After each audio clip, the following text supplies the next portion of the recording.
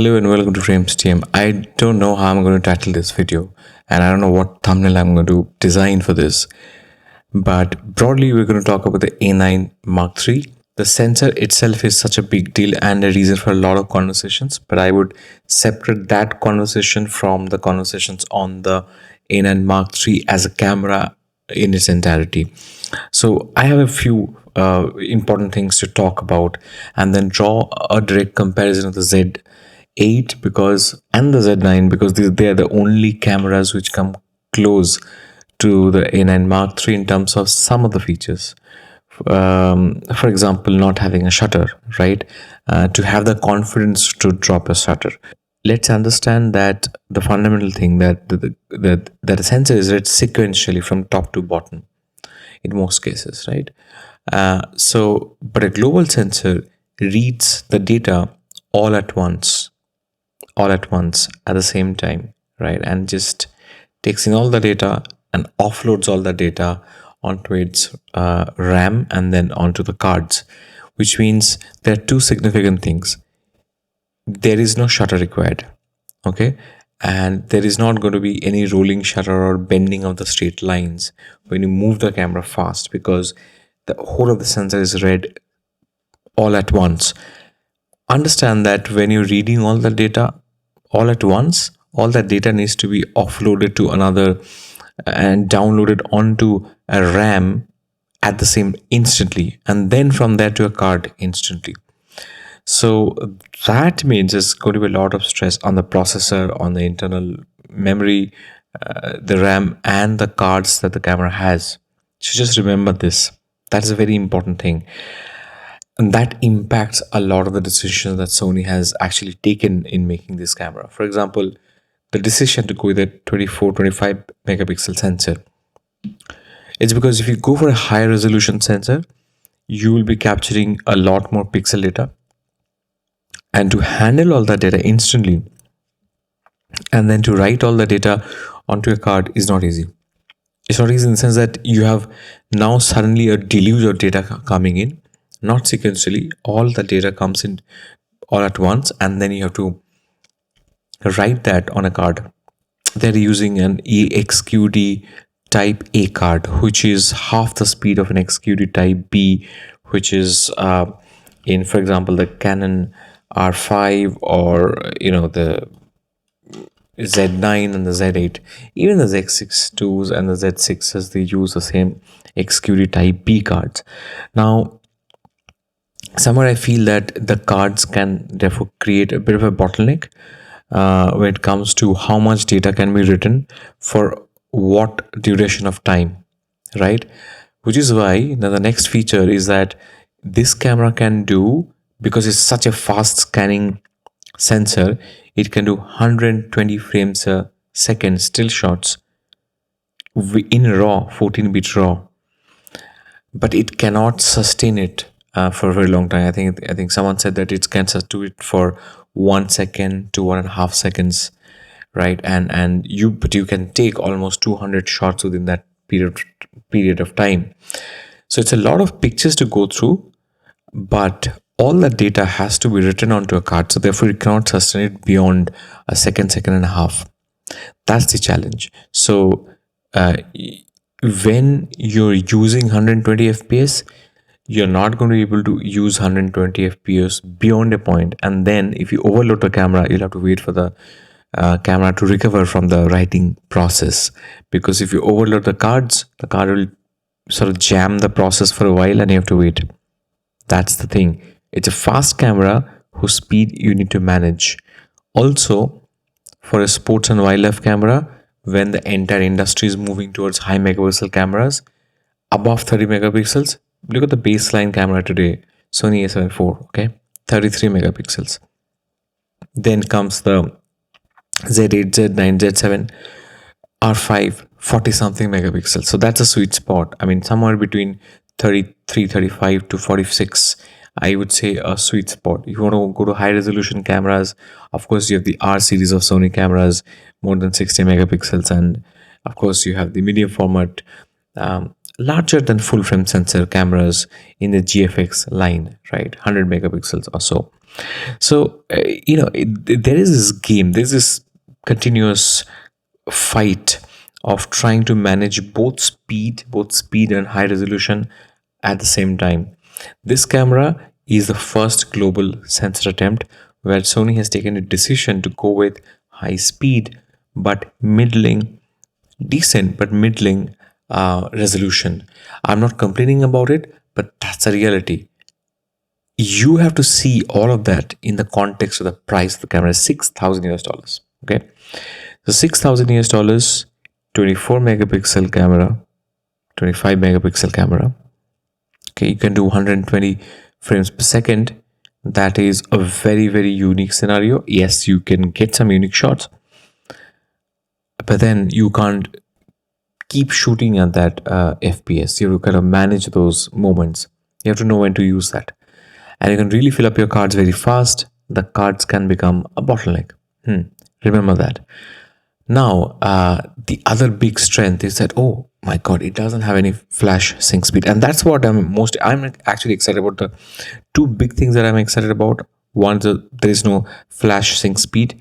You can shoot at a shutter speed at 1/80,000th of a second. Like, no matter where you're shooting, no matter what sort of hot summer conditions, no matter how bright the sun is, you can handle that, and you can use f1 lenses, f1.2 lenses easily in those conditions, because you have access to 1/80,000th of a second shutter speed. The Z8, the Z9 does 1/32,000th of a second shutter speed, so less than half, but both are impressive. The A9 Mark III is more impressive, so that is amazing. What is more impressive in my view is that it doesn't have any sync speed for any flash, third party flash, Sony flashes. What you're going to do is that any flashlight that you have, you do not have to ever put the flash in high sync mode or HSS mode. What happens in the HSS mode? Let's say your camera has a flashing speed of 200th of a second, because based on the speed of the sensor. Okay. Now, if you need to increase higher shutter speed because you want to control the lighting in the environment, and you don't want to stop down perhaps because you want that depth of field, shallow depth of field look, so you have to use higher shutter speed to handle that situation. When you do that, let's say you move up to 1,000th of a second, what happens is that flash now has to go 5 times and try and illuminate sectors on the sensor. Okay, research on this further. When that flash goes on 5 times, the flash cannot perform at its highest brightness because it is firing 5 times, not just once. But when you have high shutter sync speed, or you can sync with the camera sensor at any shutter speed, let's say at 1,000 of a second, 2,000, 8,000 of a second, 80,000 of a second, you can access the full power flash. It doesn't have to fire 5 times, 10 times, 20 times, depending on the shutter speed. It has to just fire once. So it can bring and pull from all of its power, but battery juice, and just give you its best brightness. That's a massive advantage of having no flashing speed, really. And to know that you can use your existing third party flash products with this camera, that is amazing. I think that's a big win for the industry, not just for Sony, and thank you, Sony, for doing that. Then there is a 5th function button. Okay, you have now a Nikon style front function button here somewhere. Okay, that's what Sony have done. They put a function button here, which is very smart, and it's a 5th function button on that body. Usually Sony cameras already, they have been having 4 function buttons for first a couple of years now. Now they've added one more. Fantastic. I mean, Sony has probably the most custom buttons among all camera brands, followed by, I think, Fuji.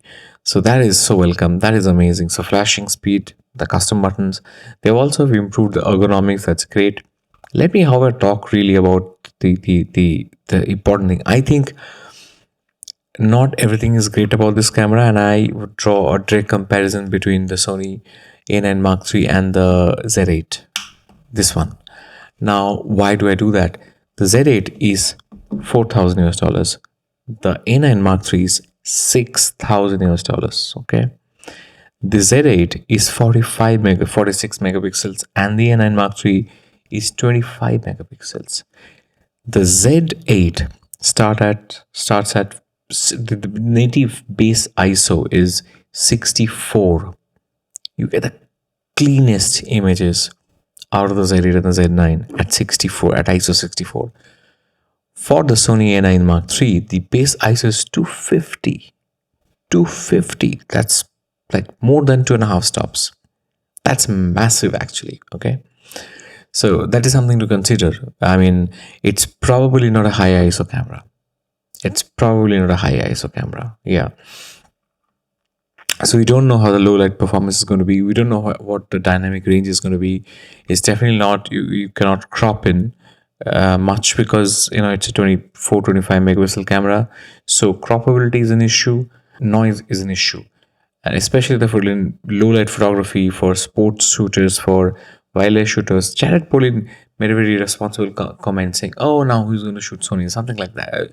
Who's going to shoot Nikon or something like that? I think I really feel at times that he's actually advised to make those comments about Nikon. And what a stupid comment to make by Jared. And I'll tell you why. When your camera's base ISO is 250, okay, and it's a 24 megapixel sensor, okay, when you crop in, if you have noise, when you crop in, like Tony Northrup says, you're going to also crop in into the noise, and you're going to see large, meaty noise pixels, okay. So for 6,000 US dollars, you're getting a camera which is excellent in fast speed and probably fantastic, the best in video. But is the best for photography? I'm not sure, because the reason you use a high resolution sensor on a fast wildlife or sports camera is because you can use a lens that is smaller and not that long, and then crop in. That's the point. On a 46 megapixel sensor in DX mode, you get about 21 megapixels. In a 61 megapixel sensor in DX mode, you get about 25 megapixels, and that is significant. That is significant. That's enough resolution. And you can then, Sony launched this 300 2.8. It's a light lens and a bright lens. But if you want to use DX, you'll get 450 millimeters immediately in terms of reach, and you'll get about f4. But on the Sony A9 III, you're going to get what, 10 megapixels? Not even that. I think 8 megapixels or something like that. So this is not a camera where you crop. All right. Something to remember. This is also not a camera where you have a lot of low light performance. So even if you often end up cropping, this is not the camera where you do these things. And I think you're clearly losing image quality. And I think we are going to see that when you choose an A9 Mark III, you are clearly prioritizing speed over everything else. What is everything else? Primarily the resolution, and primarily the image depth, the dynamic range. And I think in today's day and age, if there is anything that I think most cameras are plenty fast, but I like to see more dynamic range. Honestly, I'd really like to see more dynamic range, and I think that's the next stage of sensors. If you look at the Z8, it's 2,000 US dollars cheaper. 2,000. It's like it's a very good high end lens. 2,000 US dollars. It's 2,000 US dollars cheaper. It has got much higher megapixel, and it's definitely, I'm sure the Z8 and Z9 will have much better dynamic range than this new sensor. One thing that Petapixel talked about was that Sony usually talks about dynamic range, but in this launch they did not talk about it. So I think that is something definitely to remember. So broadly, I think it's a great first step, but I think someone like a Nikon will get into a global shutter when these things are figured out. I think they will wait for the time when the technology is a bit more mature, and they will say, so I think these two brands play different roles. So Nikon would actually wait a bit and want this sensor technology to mature a bit. They would want a sensor that can handle 30 plus megapixels, but at the same time with enough color depth. They would like to do at least an ISO 100 on that sensor, and then want to probably would like to have a 45 megapixel, 46 megapixel sensor. So I think Nikon is going to wait. I don't think Nikon is going to just jump in and just say, here is our stacked global sensor camera. I don't see that happening. I see that there is now a definite scope for a Z1, and if the R1 is actually a global sensor, I think Z1 is going to go that direction, and I think the Z1 is likely to come out sometime next year, very late, like November, December next year, or 2025, early 2025. I think the Z1 is going to be real, unless Nikon has a faster recycle cycle for the Z9. So for example, we say within 3 years we're going to see a Z9 Mark II, which is next year around September, October. I don't know which one is going to be truth, but I think this is I heard someone say, oh, as a Nikon shooter you feel miserable, and I don't, not at all, especially if you have a Z9, Z8. As a Nikon shooter, you have nothing to worry about, honestly, because you can keep shooting at 20 frames per second almost forever, depending on what card you're using. If you use a decent card, good card, you have such tremendous buffer depth on a 45 megapixel sensor. The Z8 is tremendous. Okay. Yeah. Pre-release. So we talked about pre-release. We have the pre-release for a while now. I mean, this is really. I think the Z8 is fantastic for the price, and if someone is given a choice, Sony or Z8, honestly, for this kind of capability, it makes more sense at this stage to go with the Z8, because you don't see rolling shutter with the Z8. It's not really a problem. So the only difference is really the shutter speed. The only difference is really the FPS, and that is such a niche, unique use for fast shooters that I don't know if it's reason for you to go for a camera like this. The other reason is that, other big reason, however, is a flash sync speed. I think this is therefore the best flash photography camera, and let me explain to you why this flash sync speed matters a lot, and then after that I'm going to close the video. The very important thing here to note is that it's not just the fact that the flash can fire with full power. That's not it. I mean, that is a very big part of it, but that's not the full story. When you are able to shoot when you shoot in flash, you go up to 2/50th of a second on most cameras. I think the Sony A1 has 1/400th of a second. That is not a shutter speed for fast action. But if you want to, let's say, shoot someone running or a fast moving object, if you want to shoot that with flash, right? If you want to use flash photography in action, I don't think there's any camera that's better than this. You can do with other cameras as well. You can use high speed sync. You can double the power off. You can use bigger flash units. You can use dual flash units and stuff like that. You can also use ND filters, but it doesn't give you full control. Stuff like that, essentially. And but there are compromises. You can definitely do it. There are compromises. The Sony A9 Mark III does not suffer from those compromises and uses the flash's full potential and the camera's high shutter speed to use flash shooting when there is action. That I think is the single most important thing in this camera. The single most important thing. The other things I'm not too sure about. I was really serious about the A9 Mark III. Looking at the price and the megapixel, I'm thinking, I don't know. I'll let you know. I'll give you an update on what I'm thinking exactly on this.